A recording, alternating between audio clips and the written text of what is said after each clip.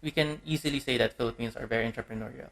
But the question is, if we venture into the real world, into now that we call that the now that we call the new normal, will that entrepreneurial spirit be able to translate?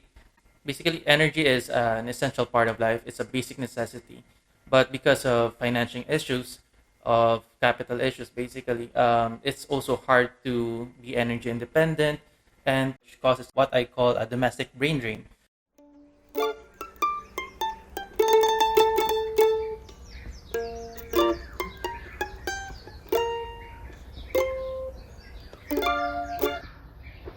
Hey, I'm Al, and this is the Paglalayag podcast. I'm using this podcast to showcase what's going on around me in the clean tech and hardware space dito sa Filipinas. These next few episodes will introduce you to some high-powered social and technology entrepreneurs and balik scientists. While this is a business channel, I'm mostly going to keep things at a personal level and avoid talking too much about numbers. I hope you will find this cast of characters as impressive and inspiring as I do. So, tuloy tuloy lang. Let's get into it. Okay, and welcome everybody to Paglalayag. I'm Al, and today I'm joined by James John Dyccoco of Sparc Solar Power Solutions. Sparc is an end-to-end solar PV installation company catering to the residential and commercial market in the Bicol region. Alongside the installation, they also offer financing and insurance policies, which is an important feature in a typhoon-exposed country like the Philippines. So thanks for joining me, James. Yeah, I'm glad to be here, Alan. So why don't you just start by telling you a little bit about yourself and how you got into Sparc? Okay, so thanks for the question. I'm actually a third generation rural banker and a fourth generation farmer. So my first exposure to basically renewable energy or sustainable businesses was when I experienced 3 seasons back to back being ravaged by typhoons. And these typhoons arrived a week or two before harvest. So I experienced a lot of losses in terms of climate change. So I started thinking, I'm in the small sector where I'm able to recover even with these losses. But how about those smallholder farmers? How can they recover? And how about the other businesses in the Bicol region that gets affected by climate change? Then I started studying about climate change and climate action, and I saw a bigger context to it. Like, despite Bicol having a lot of generation plants, we have higher power rates compared to the metropolitan area, and we experience frequent power outages at most 3 to 4 times a day, short ones, and up to 8 hours of power outages, especially during repairs, or it even we experienced even months of power outages, especially during post typhoons, basically. So I started researching about solar, and thankfully, New Energy Nexus was at that time offering webinars for solar innovations programs, especially for solar enthusiasts. Then I joined other New Energy Nexus programs to be able to develop basically my interest in solar energy and develop it into a business, basically. Cool. And what was your first solar installation? Or if I mean, not one that you did on your own. Like, what would be your first client? My first client actually started only offering our services to the public earlier this year, since I wanted to start offering services if it's a whole package from financing to insurance. So over the past few years, our first clients were families, our bank branches, our bank offices basically, and friends and families basically. So my first installation was 2 years ago. It's a 5 kilowatt hybrid system in the family house, and we used to experience monthly rates, monthly bills basically of up to 24,000 pesos. The highest and lowest is 17,000 pesos. And right now, as we are using that solar PV system, our highest is only 9,000 pesos, especially during the rainy season. But over the past summer, just this year, our highest was only at 5,000 pesos. So that's quite a huge gap in sale. What was the first installation that you did? Just the family house. Yeah. Okay. So, what would you say is one of the biggest barriers that homeowners or businesses face when they're deciding to install a solar for themselves? Basically, it's the misconception that solar is more expensive than the regular source of electricity, which is the main grid. If you look at it in the long run, it's a lot cheaper, but you just have to in a way advance the cost. So if we're talking about ROI, grid tie systems, the ones that don't have batteries and you can just tap into the establishment's main circuitry, is basically 3 years ROI. But if we're talking about ROI for hybrid systems with batteries, which are the most expensive component in solar PV systems, it can range from 4 years to up to 7 years. So I think that's also why I wanted to launch my company with the whole package from financing to insurance, because the main barrier, the biggest barrier, basically is financing. Especially if, for example, you have a house that most of your inhabitants would only use electricity or consume electricity during the nighttime because everyone's out for school or for work. So if you want to use solar during the night, you have to invest in a big battery bank. And as I said earlier, batteries are the most expensive of the solar components. So it's a really big investment. But over time, it would really pay off, since because of the added benefits, you won't be experiencing any frequent power outages because you have backup power, you have a battery. Since you have an inverter, you wouldn't experience any voltage fluctuations. So in terms of other benefits, your appliances would be protected, so you won't have to be purchasing appliances almost every year or every other year. And in terms of businesses, you won't experience any interruption to your transactions. And of course, it would also affect your quality of life. You wouldn't wake up in the middle of the night sweating and irritated. So you would have at least a good night's sleep and be able to work properly in the morning. So in a way, it's like basically energy is an essential part of life. It's a basic necessity, but because of financing issues, of capital issues, basically it's also hard to be energy independent and to be able to decide where you can source your energy. Yeah, people are often not accustomed to thinking in terms of ROI. And you also, your family's got background in farming and also in rural banking. Do you want to talk a little bit about growing up in that, like some of the things you remember, how things have changed as you were growing up? As I mentioned earlier in the podcast, I'm a third generation rural banker. So our bank is a 50-year-old rural bank based in the Bicol region. We are in 4 out of the 6 provinces in the region, and we cater mostly to the agri and fisheries sector, MSMEs, and we also are expanding into green loans like solar power credit facilities. So over the past few years, our bank has been a financial pillar in the communities that we have established in. We don't really compete with the bigger branches, since we also view our company, our bank, as a public service. I also grew up in public service with my parents serving as municipal mayors of the town for a combined 21 years. So I grew up thinking that every business shouldn't be focused just on profit, but should also deliver on improving the quality of life of the clients, being responsible to the environment, and in a way, leaving a legacy that would be remembered as a company that helped people reach their dreams or live a better and more comfortable life. So as a farmer also, I grew up in a way, I saw my dad farming even though he was a mayor and even though they were managing the bank. So it showed me that I shouldn't limit myself just to one industry or into one company. And because of that, I was able to transition just not just from my academic background as a photographer, as an artist, but also use that and transition myself into, in a way, a storyteller, sharing my experiences and my reflections as a farmer, as a sustainability advocate, and now as an energy entrepreneur. I'm also part of several programs that have allowed me to travel to Dubai for COP28, travel to Dumaguete to see the island there and see how solar has benefited the island of Apo, where they don't have any connection to the main grid.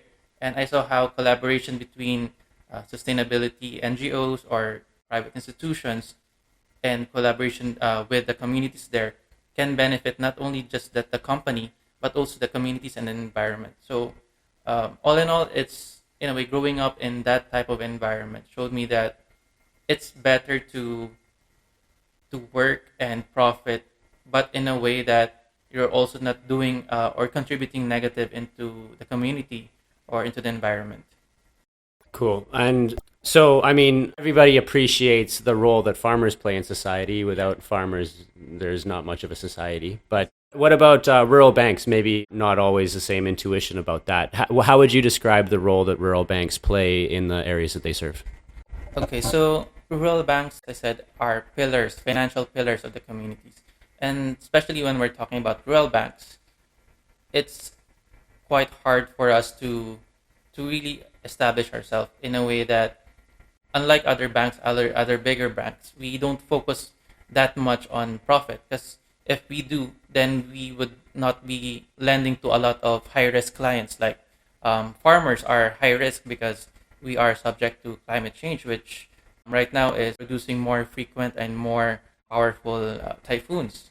So if we just focus on minimizing the risk and not investing on the people, on the clients that really matter, especially for agriculture sector, for the MSMEs, and just focus on those big clients that we are sure that can pay back their the money that they borrow or the loans that they apply to. We would not be contributing positively to the rural economy, basically, especially for the farmers. We don't just offer agri production loans. We also partner with several government agencies to ensure their loans in case that they are damaged by typhoons. The government or that agency would be able to give them back a bit of their cost and be used to pay back a portion of the loan so they can reloan again for the next season. Cool. And you mentioned Nexus, finding out, like getting into solar by finding out about the Nexus program. How'd you find out about them? And like some of these other ones that you've done recently, like this EC Alley, this is in Singapore, I think, right? How'd you find your way into this whole crowd? Yeah, I was recommended by one of my classmates, Joshua Lopez. He's actually part of FES Philippines. And I was looking, that time it was 2020, it was during the pandemic. So there was not a lot of face-to-face trainings for solar. So he recommended New Energy Nexus Solar Innovations Program. So that was a good introduction. It gave me a good foundation on what to study and what I needed to know if I wanted to venture into solar. Then after that, the New Energy Nexus team themselves would forward programs to me and introduce me on the networks in Facebook, on Instagram, and even on LinkedIn, where I can, in a way, shop for fully funded programs in terms of sustainability and in terms of renewable energy. So the latest one that I went to was Waisili Green Tech Seminar. It was in Ho Chi Minh in Vietnam.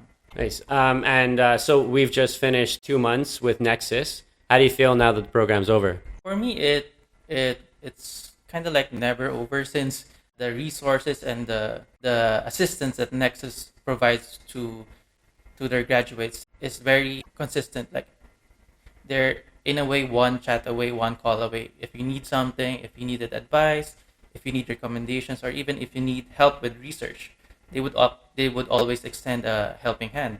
Over the past 2 months in this last program, I was able to learn a lot of very important information, not just about solar, but more on developing the business more as a if I want to expand it outside of the Bicol region.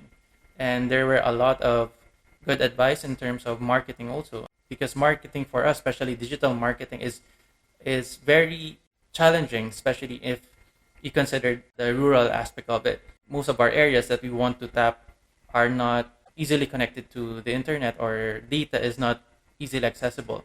And we also want to be able to tap into those or provide solar PV systems to those very challenged or underserved communities. And not all, but some of them are also still using the keypad phones. But as we advance, even our farmer partners in Bicol are already using smartphones. So even as throughout the years, even marketing has evolved in the rural region. So in a way, right now we're highly depending on or highly utilizing word of mouth as a way for marketing before we really branch out and advertise digitally, because we want to establish the company name and the company reputation on the ground before we try to expand into other communities. You've given me a bit of an idea of your answer for this one, but maybe a little bit more. Like, what would you say is your next step? Like, next step for Spark now that you like, what do you think you will do next when you get back to Bicol? Well, this incoming months, we have a lot of projects lined up for installations, but I think the big next step for Spark is expansion. Basically, we want to be able to offer our services not just in Bicol and also in Luzon, Central Luzon, or Northern Luzon, but also to the other underserved islands like Iloilo, in Rojas, and even in Davao. So we are looking for financing partners and for managing partners who wants to bring the brand and the service of Spark to their areas. Okay, so now I'm going to get into the quotes. Tell me if you recognize these two names. Mohammed Yunus? Not really. I'm very bad. Mohammed Yunus was the creator of the Grameen Foundation. You know Grameen? Yeah. The original microfinancing group. And then JP Morgan. Yeah. You have you read much of the history of JP Morgan? Not that. He's one of the people who bankrolled like guys like Tesla, and like he was around during that whole time when the world was becoming electrified, among many other things. And so like when you get into like if you've ever heard the conspiracies of how the bankers didn't want Tesla's like magical technology to make free energy for everyone, it would basically be implicating guys like that. So it's from that part of history when like it was the AC/DC wars between Tesla and Edison, but like they called JP Morgan at the time the Jupiter of that whole world. So we'll start with Jupiter. So one of his quotes is that money equals business, which equals power, and all of which come from character and trust. And then Mohammed Yunus says that all people are entrepreneurs, but many don't have the opportunity to find that out. So what would you say about those two? In a way, there's truth to it, but it also applies from region to region. If we're speaking on very Filipino context, you have to, even though you have money, you need connections, especially when you're doing projects for the government. It's really about connections. It's really about the people that you know, because even if you have a good service, if your systems or your products are very good, but you don't know anyone on the inside, it's very hard to get contracts. It's very hard to penetrate that market. That's why we're also focusing right now on private clients, since it's easier for us to converse with them, and there's no, in a way, what we call the SOP. But that's another thing that we need to discuss. I think it's also the same for other nations, that you know there's a bit of playground to it when you're doing business with the government. So when we're talking about entrepreneurs, I think Filipinos are very entrepreneurial. Over the past few years, especially during the pandemic, it was highlighted that a lot of businesses, a lot of people who used to work in offices transitioned to being entrepreneurs because of the lockdown. We've seen a lot of cafes pop up, a lot of home gardens, a lot of people investing into hydroponics. So we can easily say that Philippines are very entrepreneurial. But the question is, if we venture into the real world, into now that we call that the now that we call the new normal, will that entrepreneurial spirit be able to translate into the new normal? Will those opportunities that the pandemic provided still remain during the new normal? So it's a question of really studying the market, studying if your product is fit for the market, and really asking yourself if you can really, if you are able to, or if you are willing to ride the tide with that business. Like for startups, we call it the valley of death, right? That stagnant, the purgatory phase of startups, where you're still looking for clients, you're still looking for grants, projects, and you're facing all this red tape, you're all this facing this bureaucracy. And it will also come to a point that when people are starting to see that your startup is succeeding, they will copy your startup. Basically, they will steal your idea or steal your clients. So in a way, it's very challenging to run a business in the Philippines, more so in the region where in the Bicol region where almost all of the supplies, all the raw materials have to come from Manila, from NCR. And the minimum wage for the Bicol region is a lot lower from the minimum wage in NCR, which causes what I call a domestic brain drain. Most of the technicians, most of the capable graduates in or professionals in the Bicol region would opt to work in Manila because the pay is higher. In a way, the quality of life is better, and the opportunities are a lot more are a lot better also. So for entrepreneurs like us, it's a mix of that high operating cost and in a way, and sometimes only low purchasing power of that community that we're trying to penetrate. That's what really makes it harder for us to survive, and that's what really is hard for makes it hard for startups to make a profit. Awesome. Nice. I appreciate that. I think you probably have seen sides of business that a lot of people haven't, or like kind of grown up in that sort of thing. So it's cool to hear that perspective. But coming from like more of a rural background. So how can people like learn more about Spark, and what's a good way to kind of follow what you're up to? You can always follow us on our Facebook page, Spark Solar Power Solutions. You can drop us a message, or even if you're not part of our service areas, we are available for consultation, and we can forward you to our partners for in Manila or in your community, so you can also enjoy the benefits of solar power in your home or in your office. Awesome. Well, thanks a lot for your time, and looking forward to seeing you again one of these days. But until then, best of luck. Tuloy tuloy lang. So yeah, ingat. Okay, thank you for having me, Alan. It was good to talk to you and to share more about Spark and our advocacy.